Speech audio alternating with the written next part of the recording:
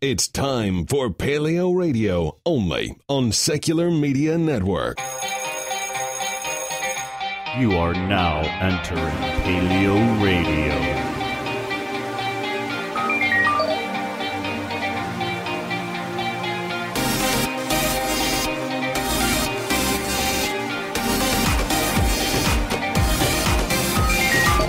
Welcome to Paleo Radio with your hosts Jeremiah Bannister and Joe Elder. Thank you, Angela. This is episode 28 of Paleo Radio. My name is Joe Elder. I'm the Evening Emperor, Jeremiah Bannister. Thank you guys for joining us. We were not on last week, but we did have an amazing interview with the Sacrilege podcast, didn't we? It was totally awesome. We talked about amazing topics. We talked about Flint water crisis, emergency financial management, and that got fire in our bones, totally. And we talked a very emotional segment, last 6 minutes or 7 minutes, I think, of the show, about Team Tiny Dancer. And we just wanted to share it with you, and we shared it on Spreaker. Yeah, we did share it on Spreaker. Make sure to go and catch that. In the meantime, we have some great topics this week. We're going to lead off with Mitch McConnell saying he's going to drop Donald Trump like a hot rock along with other GOP members if he gets the nod for the nomination. Second topic is going to be Saudi man gets 10 years and 2,000 lashes for tweeting atheism. It's by the Associated Press. It's going to be a very good conversation there. We're going to follow that up with French supermarkets banning throwing away food that's spoiling or unsold. I think it's an amazing idea. It's a fantastic idea. Controversial, though. Hard to enforce. It'd be interesting to see how it applies. The last topic, we're going to finish up the entire program with Stop Bernie-Splaining to Black Voters by Charles Blow over at New York Times Opinion. And seriously, guys, stop yourself in your tracks and listen to this one. It's going to be fantastic. All right, so getting into it, Mitch McConnell says Republicans will drop Donald Trump, quote, like a hot rock if he wins the GOP nomination. This is by Ricky Yeneza. I don't know how to pronounce it. I don't even know. It's over at ricky.org, and we were talking about this before the show. Be really honest, we don't really know much about ricky.org. No, but he has a good, yeah, but here's the thing. Right. And when we cross-reference it with some others, it was very well written, and it was exactly what McConnell had said, so we went with it. Right. Senate Majority Leader Mitch McConnell has assured Senate candidates running for re-election that they can run ads against Donald Trump even if he wins the GOP nomination for president. Mm-hmm. According to the New York Times, senators attending private lunches with the majority leader have been advised to take a position that Donald Trump will lose badly in the general election and they should prepare themselves for a Hillary Clinton presidency. I think that's a little ahead of the game a little bit. I think it is too. I think it's almost sabotaging at that point, don't you think? Almost. Time-wise, what is Mitch McConnell but right. A saboteur? Right. You know, it's he's his the MO. Same guy that said, I think our number one priority is to make sure President Obama doesn't get a second term. You know, that's exactly, this is this guy's, if he is a politician in any sense, it's in the sense of screwing people over and messing with elections and campaigns. Looks like McConnell is conceding the nomination to Trump, but won't give him any support in November. He's telling other senators that this is okay. While still hopeful that Mr. Rubio might prevail, Mr. McConnell has begun preparing senators for the prospect of a Trump nomination, assuring them that, if threatened to harm them in the general election, they could run negative ads about Mr. Trump to create space between him and the Republican senators seeking re-election. About time, honestly. If in my opinion, think about it, that why would it be any different before? Exactly. Why was there a rule before that if you were running in a state election and the guy that is running for the national might cause damage to your campaign that you can't run an ad against them? If so, I'm glad you guys changed that. Yeah. For multiple reasons, I guess. Saying that they may actually get some individual thought and their own constituency. I don't know. Self-defense seems to be pretty important there. If it's like, seriously, bro, you're going to damage my brand here. You're killing me in my district. Everybody hates you. And if you come in and have to dictate this, somebody who would know would be JD. He ran for an office in the state. Yeah. And he has some interesting stories about what the Obama campaign, the influence and impact that had on kind of even maybe dictating things he had to do. That might be the answer. It's maybe the case already. Isn't this exactly what the Democrats did last year when they were looking for re-election seats and they were distancing themselves from President Obama? I'm sorry, 2 years ago? Oh, yes. It's exactly what they were doing. Right. They said, President Obama, when we run the numbers, things don't look so good, so we're going to move our rhetoric a little bit away from him and try to do it on our own. It didn't work out well for them, but this is exactly what Mitch McConnell is suggesting they do with Trump. Well, and he's saying to treat Mr. Trump's loss when you're talking to potential donors, that you would be pitching it in a way that says, listen, we're kind of a last bastion against Hillary Clinton as president. I mean, that's at that point, you're really kind of are you kind of almost throwing somebody under a bus? A little bit. But that's what that to me is. When I wrote down my notes, the first thing I thought was SSDD. Same, different day. Right. Yeah. And that's exactly what it is. Is the GOP, how is this changing anything with the Trump presidency where we're talking about being a deal maker, working some things around? I just wrote GOP would still be divided, promises to hold the process hostage, won't bring anyone together. How would Trump, or even Bernie Sanders for this matter, change the process, especially with the GOP dragging their feet, and that's going to be their general tactic, as it has been for the last 8 years. I'm glad for the breakup, though. And I'll tell you, those are all excellent questions. Every single one. People should write those down and just look those up and think about them. And send emails to paleoradioshow@gmail.com. Attention, Joe. Lovely selfless plug right, there. Why not? But I was saying, honestly, truth be told, I'm okay with the breakup. I think that if you were to be honest about how America's divided up ideologically in the way that people organize together and thought, you've got on the right, you've got nationalists, you've got neocons, you've got libertarians. I mean, I'm being loose here with this. On the left, you've got your socialists and you've got your American Democrats, right? And that's the divide. And the socialists would have on their fringe, would have maybe anarcho-syndicalists and other groups that are part of that, and yet further away even than, let's say, Bernie Sanders from Hillary Clinton. You would have somebody even further away. That's a panoply of the United States. Think about it. If you divide it up and say each one, it's almost an iconic moment, if you think about it, where each one of these have kind of symbols that at least do pretty well representing in word or style what those groups are and what those groups believe. And if people want a pretty good idea of what the electorate looks like, if you just take a blinders off just a little bit more and include third parties within your vision, you're going to see that's America. Yeah. It really is. And I think it's good.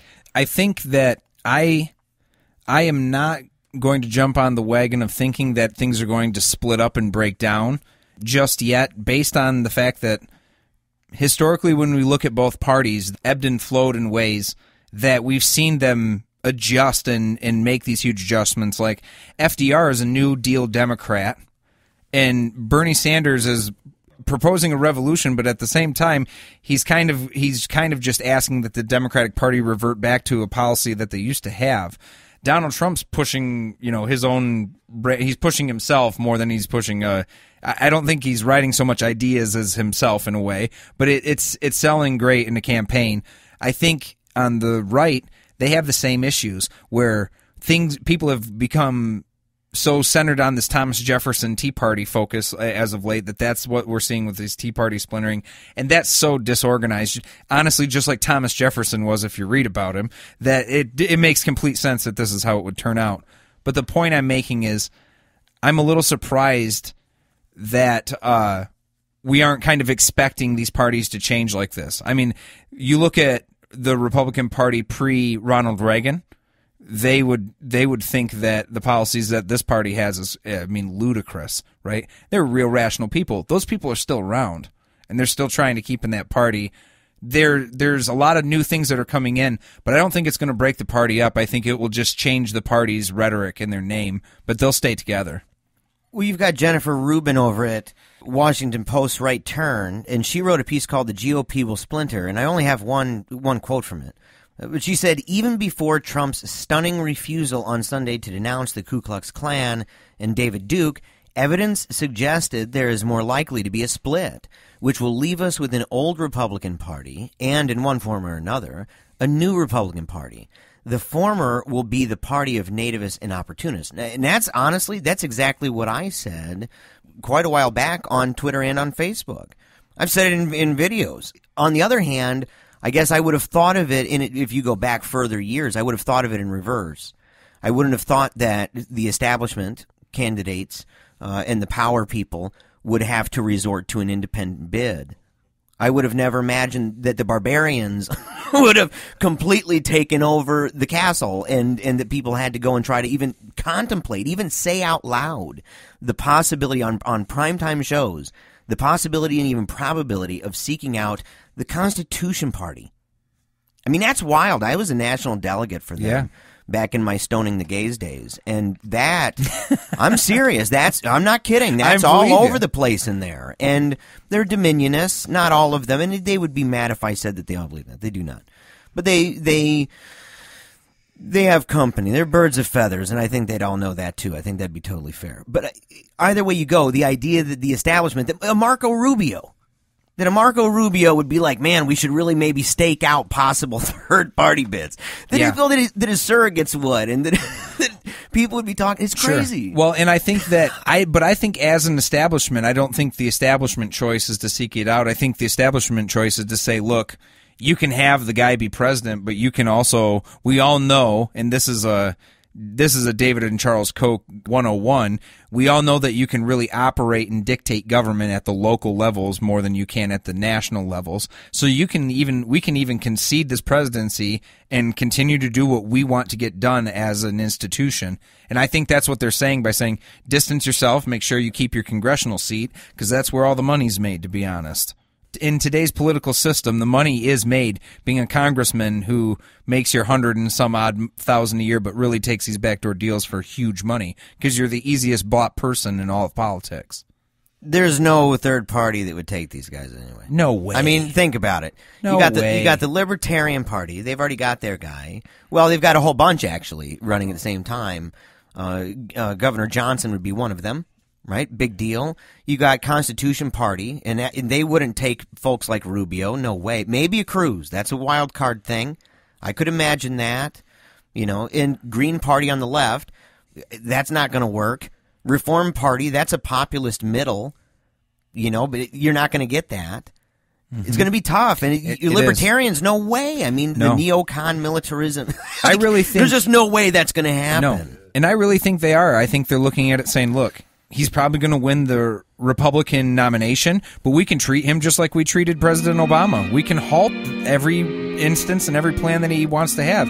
There's people on the right and the left that really would lose a lot of money with things like TPP or NAFTA, and Donald Trump threatens to take some of that away. When we get back, Saudi man gets 10 years and 2,000 lashes for tweeting atheism. This is Paleo Radio. Love Paleo Radio? Join the club. Support our work by visiting patreon.com/Paleo Radio today.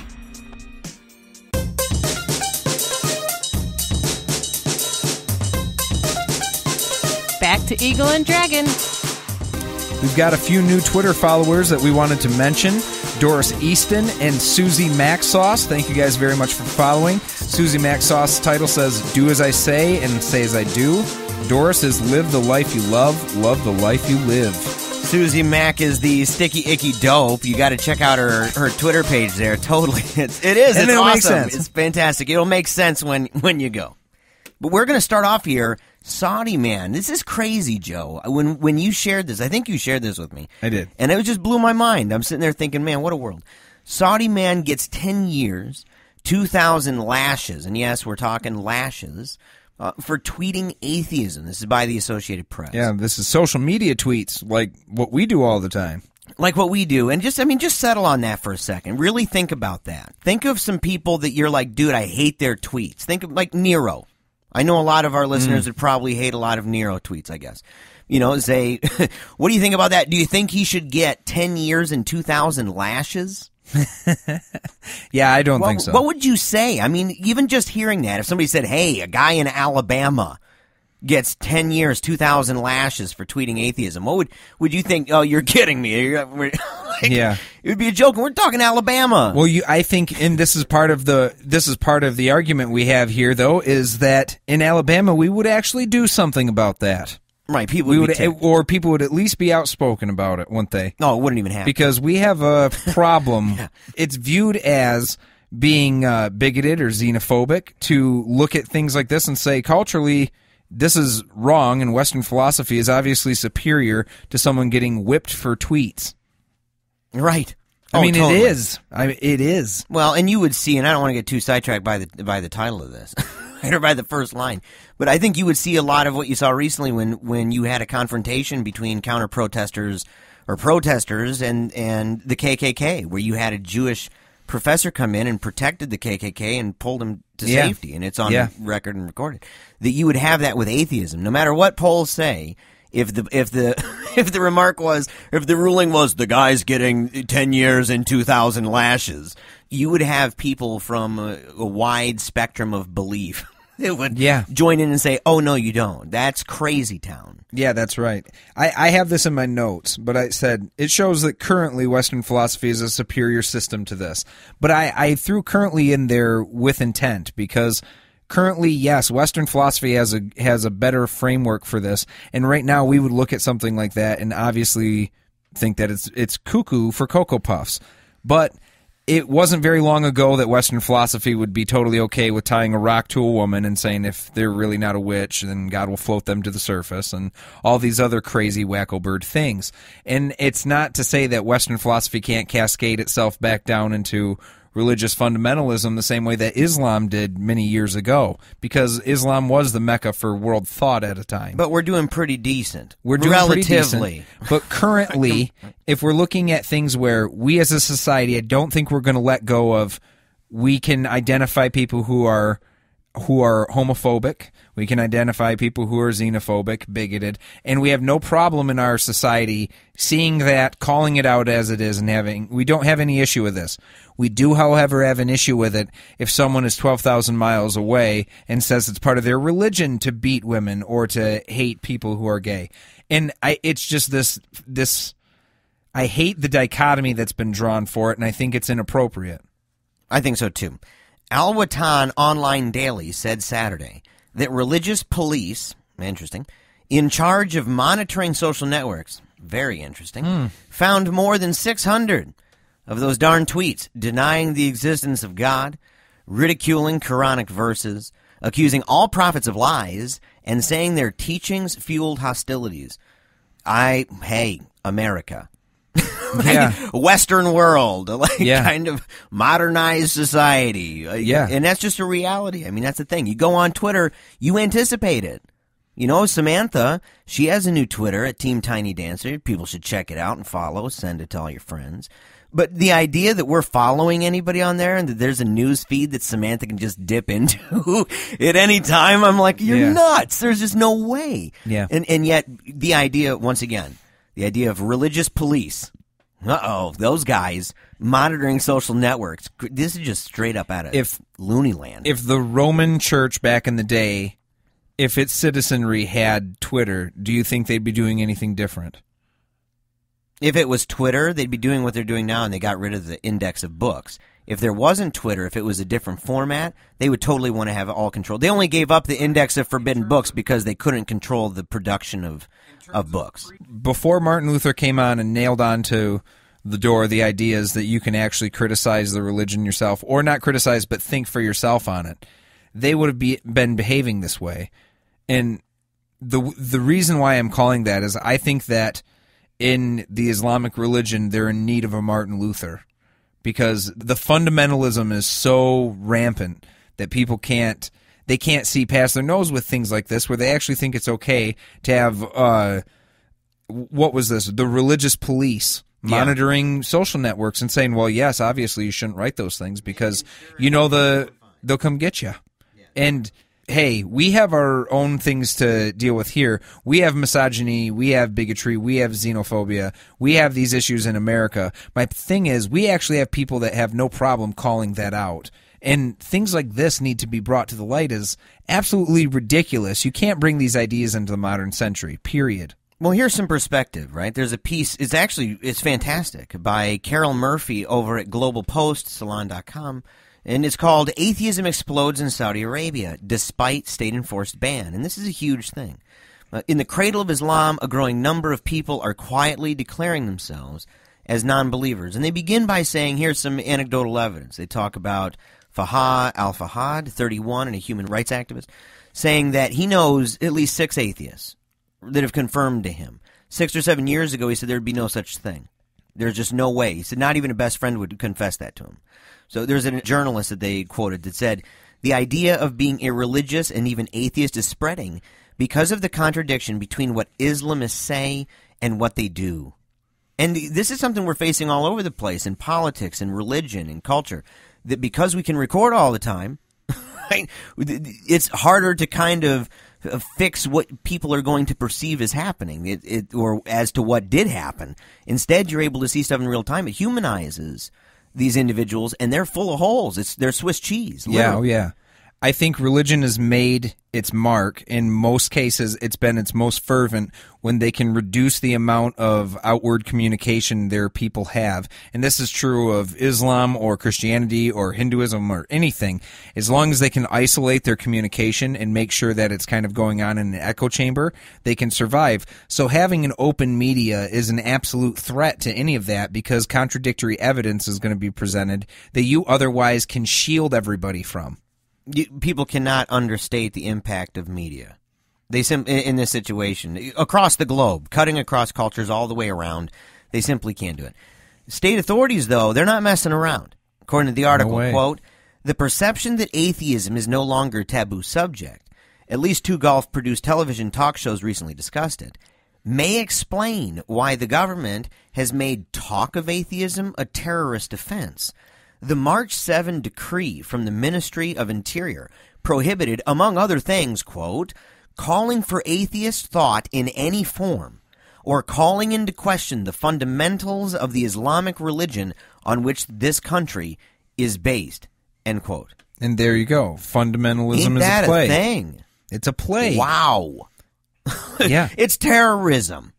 Well, I mean, really think about that. Not only for our atheist listeners, but for even our haters. I mean, people who say, boy, man, these guys, they just make me grind my teeth all the time. Do you really believe that we're terrorists? Do you believe that the impact of atheistic people, even with microphones and radio waves, that is terrorism, even on the regular and the daily?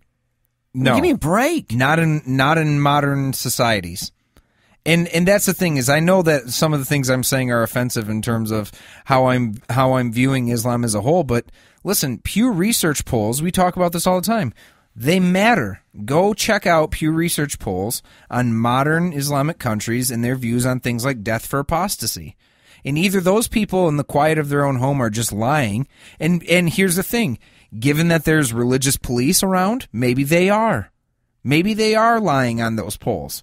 But until you see better evidence, I have to call into question this whole idea of the moderate Muslim that is going to fight against these principles. The moderate Muslim in those countries, based on the way it is right now, gets killed.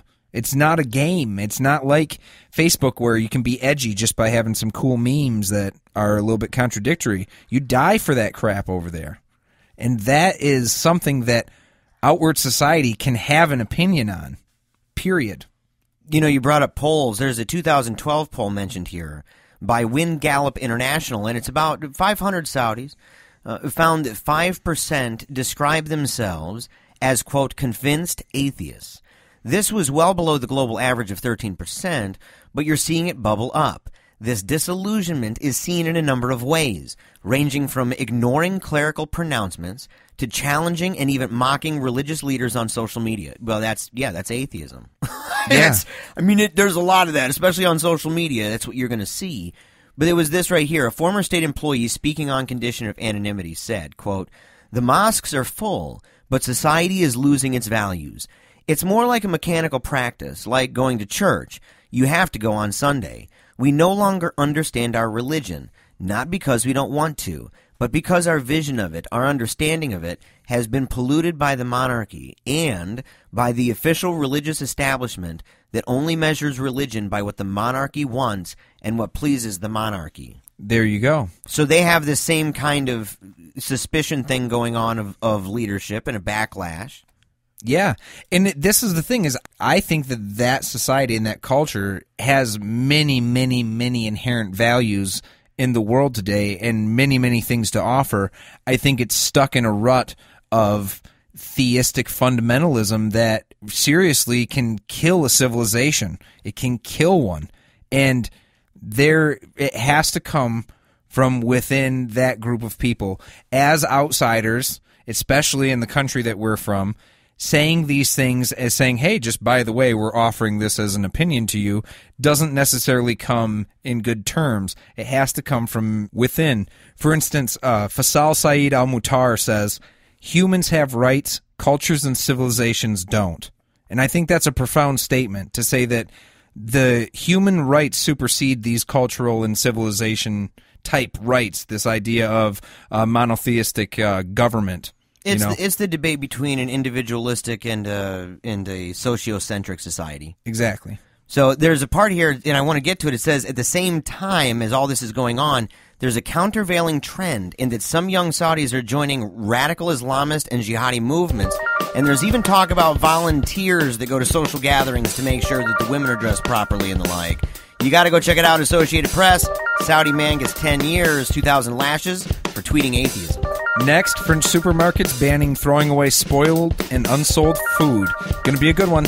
If you leave, you can't come back in. Paleo Radio will return.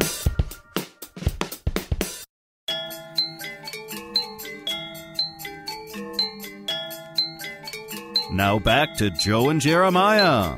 I'm going to let everybody in on a big secret. And it's the most obvious thing in the world. We're totally not bought by anybody.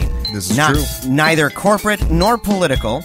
And it's by design, but there's a price tag to this, is that we don't work inside of radio stations. We freelance to them. And we don't talk about this hardly ever, but we have a Patreon.com account. Yeah, we do. And it's important that we have people join us. People, if you like our show, if you want to support us, this is the way to do it. Just like Jeremiah said, we do not record this inside a studio. We don't have sponsorship. We are entirely listener funded. And one listener that we'd like to honor and celebrate is the man, Damian Davis. He became a sponsor here. And in fact, he's a patron to one creator. He believes in us. Yes, he is. We love you. We totally love you, Damien. And we hope to live up to all of your wildest expectations.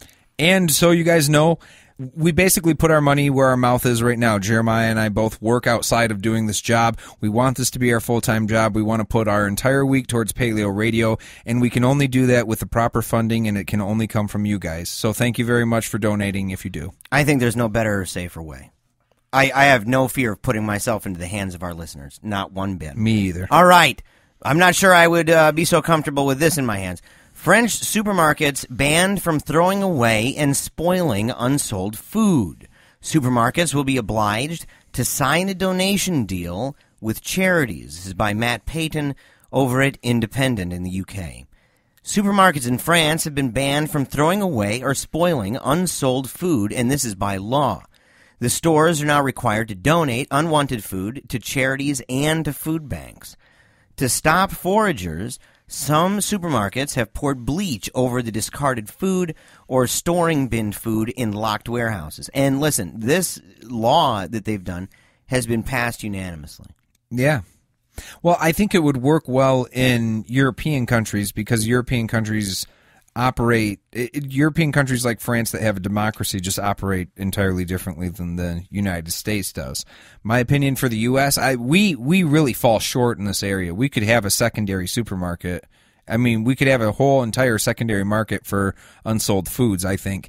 But our problem is we would have to do it as a tax incentive instead of as a government regulation. If it's a government regulation, I think we would have foodborne illness issues. Seriously, I think we would. And the creation of a bureaucratic level within our government. I mean, it would almost have to have one. Yeah, and I believe in a lot of top-down things, particularly FDA-regulated things. For us, I think you could do it as a tax incentive to companies that do it if they do it within the compliance of FDA regulation, and they have to sign up and get reviewed and audited by the FDA to do it. Because honestly, this one's a little close to my chest because I work in FDA-regulated plant and sanitation, so my job is to make sure the food product goes out without any contaminants. And just being aware of the potential for things to escalate quickly with foodborne illness, I think it's something that you can't just put in the hands of everyday supermarket managers. Yeah, the idea of, and this is kind of weird, the idea of a charity group, and I can only imagine, maybe I'm just imagining it totally wrongly here, but the idea that a charity group would come in with a truck and would walk to the back of a restaurant and they would make an exchange of food. And you would put it in the truck and you would bring it to the food bank, and then you would store it or whatever you would do, and then sell it. And to me, I don't know about that. Mm-hmm. It depends. I guess it would depend, and I would have to presume that law would also have that provision of a big fat "it depends," right? Like, what kind of food we're talking about? Yeah. Where are we talking about? And I think that it does really matter. Like I said, there's a great market for this. I just think it's important that we do it in a very constructive way, because particularly in the United States, huge mega chain supermarkets don't do very well with federal regulation in the first place, and they're not entirely regulated anyway. Even though there's laws that hold them to certain standards, they don't obey them in many cases, and they don't pay a penalty for it. So I think it's the wrong system. The idea in America would be to incentivize them by giving them a tax break. It would apply to any supermarket with a footprint of 400 square meters or larger. How large would Meyer be? Oh yeah, I mean, huge. so I mean, it would definitely, right? It would include Meyer for sure. I mean, what would that be like? I mean, people outside this area, listen, Meyer's fantastic. If you don't know about it, and they've got a great garden, you got to check it out. But yeah, so places, visualize somewhere in your head that's kind of a mid-level, mid-sized store, grocery store. That's what you would be talking about. And if you don't do it, right, if they violate it, there would be fines. So there's an enforcement group. There's some mechanism by law that would enforce it. And people could they could incur fines up to 3,750 euros. Again, I think that will work well in France. I don't think there's going to be one problem there. And I think that I don't think they're going to have an issue. I think it's a hard thing to stretch and apply to a country of 350 million if we were to take the same plan and put it into the United States. It depends on how you look at governments. In America, our view of government regulation is different than federal regulation in France. And would it be fair to say that European individualism is a little different than American individualism? Absolutely. Right. Well, actually, I would actually call it French volunteerism. Most people have their individuality, and if you ask them, would they choose to pay into that if they wanted to for government's sake or for other people's sake, they'd just say yes. That's why they had a unanimous vote in favor of this. I thought this was interesting. Jacques Bellet, he works with a network of food banks. He told The Guardian that he'd be able, that they would be able to increase the quality and diversity of food that they get and distribute through this. That seems to be a plus. Yeah. Right? Excluding for the moment, for sake of argument, the whole quality idea or contamination problems or anything like that. The idea that if you have a society, and they do apparently in terms of nutritional balance, they've got deficits. They've got deficits, the article says, by lack of fruit and vegetables and also of meat. So they're hoping that this wider diversity of food products is going to allow them to be able to kind of balance that out for the population. I think it will. In France, I think it really can help, especially bring in the diversity of food products like he's talking about. That matters because, and this is true in the United States too, there are food deserts. As much food as the United States gets, there's a lot of people that because of the economic strain on them and the purchasing power that they actually do not have, they don't have a lot of areas to choose quality foods. They don't have a lot of supermarkets around. And I think that France, I'm not really sure. To be honest, I'm not sure what the state of France is with that. But I just think in terms of governance and how they look at it, this idea would work very well for them.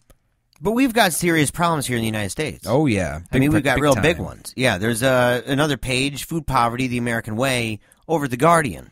A new documentary brings home the extraordinary scale and diversity of rampant food and insecurity in the U.S., where millions of low-paid workers are dependent on charity and food banks. And it also focuses on a person by the name of Adam Applehans, which I'm sure when he was young was always called Applehands. He had to be called Applehands. Naturally rolls off the tongue, doesn't it? We cannot be judged for saying that either. This is the line of business we're in. There are so many names, and this is actually a very beautiful name. It is. It is. If you look at it, Applehanz. Yeah. It's a fantastic name, but we definitely have to go with Applehans. Definitely. So Adam Applehans explains, well, his wages have been frozen for some time. The cost of food has gone up massively. So here he was, a man in a decent, respectable working-class job, a man charged with upholding the law and keeping the peace, who can no longer afford to feed himself, because he is a police officer. Quote, "It was always kind of a prideful thing that I never needed anybody's help, but I haven't received a pay raise in 4 years. What I used to spend in a month on groceries now gets me about 2 weeks." And this is a story that everybody, I think, is very, very familiar with. They can relate to that. Definitely. It's strange, this plain-speaking cop muses, you have the stereotype of the kind person who is forced to rely on food banks and they tend to be homeless or disabled, but here he is, a local lawman with his gun and his walkie-talkie and his baton going hungry. I can imagine there being people saying, you need to call Dave Ramsey, bro.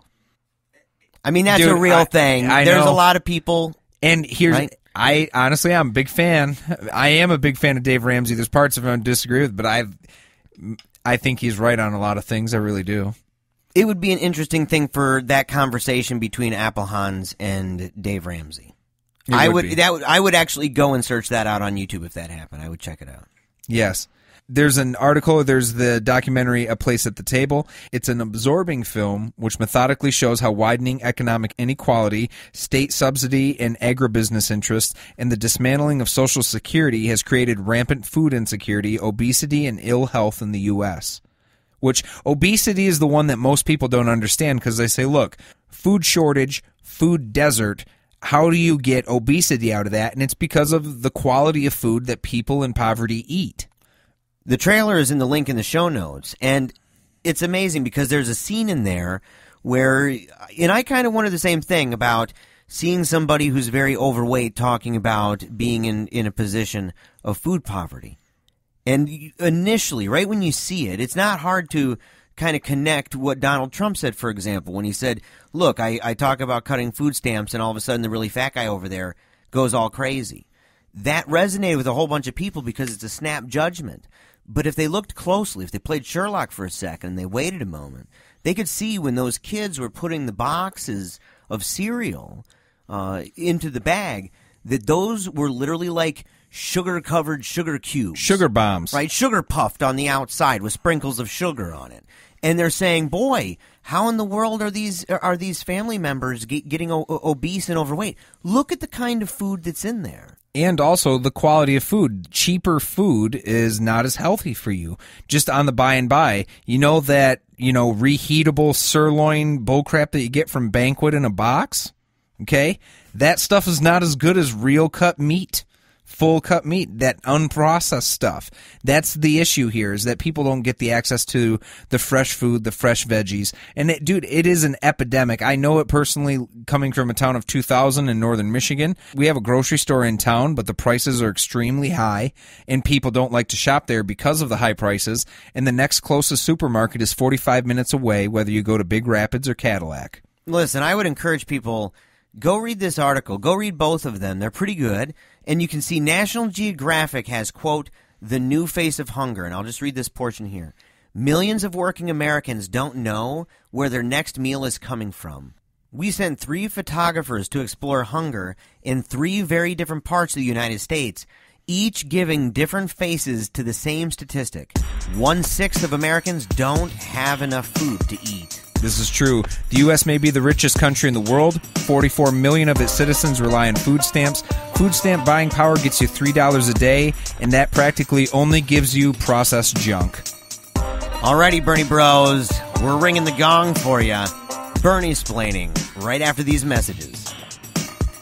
For debates, interviews, or speeches, contact paleoradioshow@gmail.com.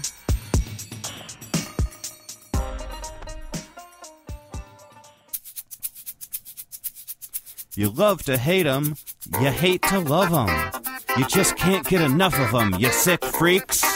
Paleo Radio's on the air. I want to give a huge honkin' shout out to Drive for the Dream. It's a fantastic show. Tyrone Bynum. You know, you actually know him, Joe. You've met him. I've never met Tyrone. Tyrone is a great guy. He's a great guy, and he's a fantastic radio show host. You guys should check him out. You can check him out over at publicrealityradio.org, and he's on 7 days a week. He's a powerhouse. He's a workhorse is what he is. Yeah. 7 days a week, 4 p.m. And it replays at 4 a.m. in the morning. So if you're a night owl or you're waking up early for your job, make sure to check him out. Yeah, you don't have to be driving to dream with Tyrone. Okay. Stop Bernie-Splaining to Black Voters. This is by Charles M. Blow. States that have significantly more Hispanic or black voters, respectively, at this point disproportionately favor Hillary Clinton to Bernie Sanders. This support for Clinton, particularly among African American voters, is for some perplexing and others irritating. I cannot tell you the number of people who have commented to me on social media that they don't understand this support.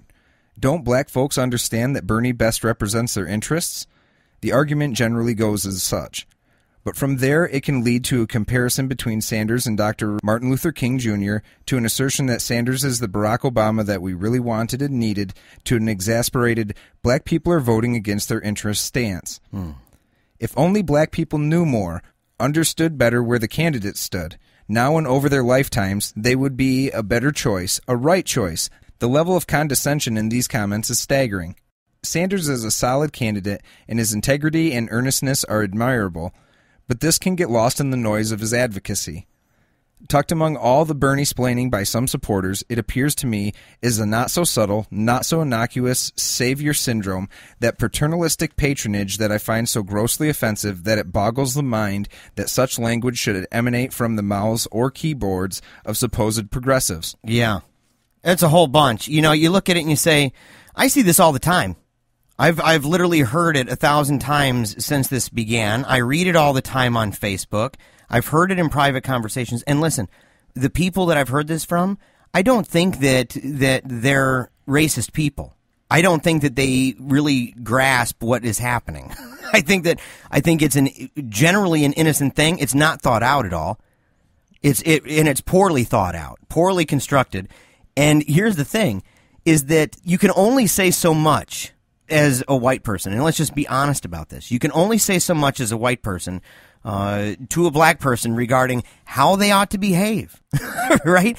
And vice versa. I mean, anybody should to anybody. I mean, that is, I think what he's touching on is something that is very serious, because most people, in my opinion, aren't actively racist. They are ignorantly racist. Mm-hmm. They just, by the natural surroundings or lack of diversity in their natural surroundings, they have preconceived notions that kind of have some blinders on for them.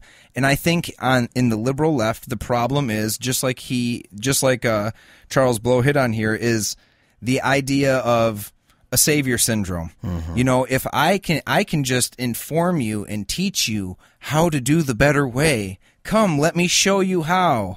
It's condescending. That they understand the interests of black people better than black people. Well, how dare they? I mean, that's just so wild. And yeah, like you said, if you just simply educate the person and they just simply know, then it would be obvious to them. And it reminds me, and I hate saying this, but it kind of reminds me of the Jehovah's Witnesses that come around and say, well, if you just read the Bible, you'd clearly see that it's this position. I mean, goodness gracious. Yeah. It's kind of this magical thinking that if all I'm lacking is the proper information that you have to have this magical insight.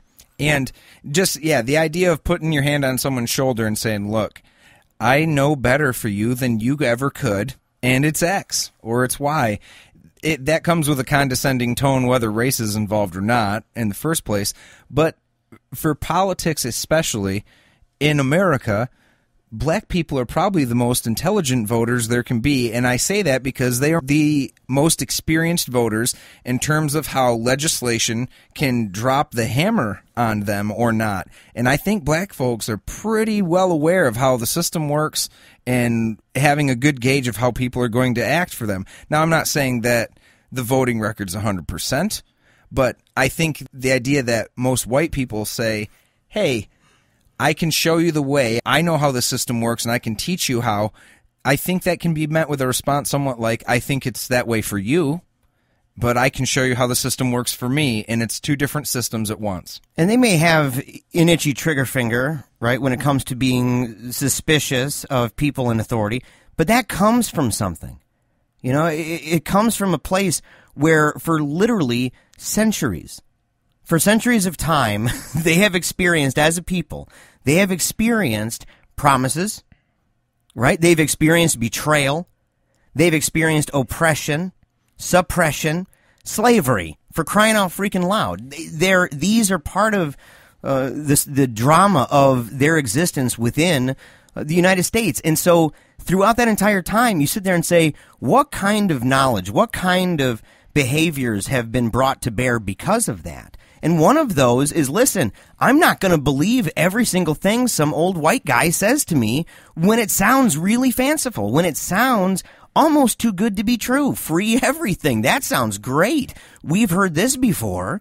Absolutely. And I don't think it's just one person. It's the fact of how many people have come into the community and said, hey, I have your way out, and it's here you go, buddy. I mean, they act like it's a genuine idea that, hey, yes, I know that when you go buy me at a 7-Eleven, I lock my doors, but right now I'd like to tell you how I can save your life or help you live a better one. Like, that's crazy talk to me. I think, and that's I think that can be the general consensus. Blow continues in the article. But then I am reminded that the idea is that black folks are infantile and must be told what to do and what to think, and that's not confined by ideological barriers. The ideological difference is that one side prefers punishment and the other pity, and neither is a thing in which most black folks delight. Right. That It's coming from every side. And that's profound. It is profound. And it's saying, and let's unpack that for a second. The idea is that you have people, let's say, on the right and on the left. Let's break it down into our popular parts. You have the right and you have the left. You have conservative, you have liberal. You have traditional, you have progressive. You have Republican, you have Democrat. No matter what. These ideological ideas and say, oh, the guy's a socialist, democratic socialist. Maybe this will be different. But both sides, they're coming away and saying one side wants to punish us, another side wants to pity us, and honestly, we don't want none of it. Absolutely. We don't want that from you. Yeah. And I have to say this, I know it's kind of a cut through, but man, this article is really well written. You guys should check it out again at the New York Times. It's not black folks who need to come to a new understanding, but those whose privileged gaze prevents them from seeing that black thought and consciousness is informed by a bitter history, a mountain of disappointment, and an ocean of tears. Mm-hmm. I think that hits it on the head. Oh, totally. And it's not just slavery. I mean, slavery is massive. I mean, there's no doubt. Remember the thing not too long ago talking about how even down to the genes within a person, right? That the Holocaust impacted that for Jewish people. The extension of that would be, what has slavery done? Right? Even down to the core of who they are, the way that people think over long, long periods of time, and then how that's exacerbated over the years with what they experienced enduring a civil war between white people. Over them, right? And dealing with that, dealing with Jim Crow, dealing with all of the span in between. It was racist to the core. Absolutely was. There's a passage by James Baldwin in his essay Journey to Atlanta that I believe explains some of the apprehension about Sanders' grand plans in a way that I never could equal. And this is a great list. We may not be able to get to the full quote of it, but again, go to the article, check it out. Of all Americans, Negroes distrust politicians most, or more accurately, they have been the best trained to expect nothing from them. More than any other Americans, they are always aware of the enormous gap between election promises and their daily lives. It is true that the promises excite them, but this is not because they are taken as proof of good intentions. They are proof of something more concrete than intentions, that the Negro situation is not static, that changes have occurred and are occurring and will occur. This, in spite of the daily dead-end monotony, as well as the wise desire not to be betrayed by too much hoping, which causes them to look on to politicians with such an extraordinarily disenchanted eye. Right, totally. And people, they should totally understand this. People, especially people who are voting for Bernie. So many people who are voting for Bernie because they have felt as though the establishment has lied, cheated, and betrayed them their entire lives. Now, think about that, and then think how much more so that would be the case if maybe you were black. I mean, that's a real truth here that people need to wrap their heads around. They admit it when they talk about finances in the economy, and they say that the recession hit everybody. It hit everybody really bad. but it specifically hurt black people very badly. Very, very badly, because if you're already economically struggling worse than your white counterparts, then if the white counterparts are hurting, you're going to be hurting worse.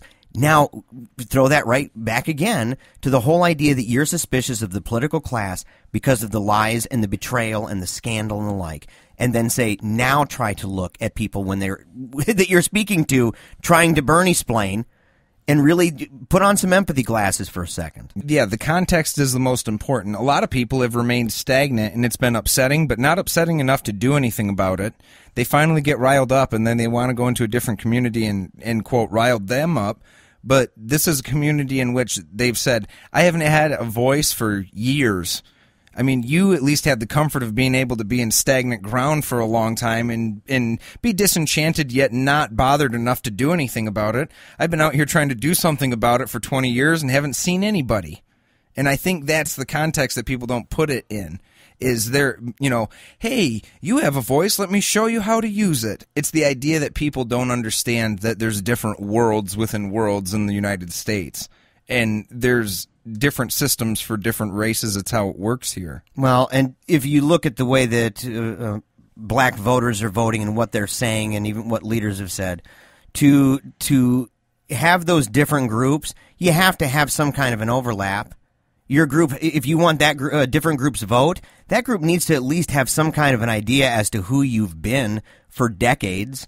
And that's a common criticism, is that it's true. Bernie marched alongside Martin Luther King Jr.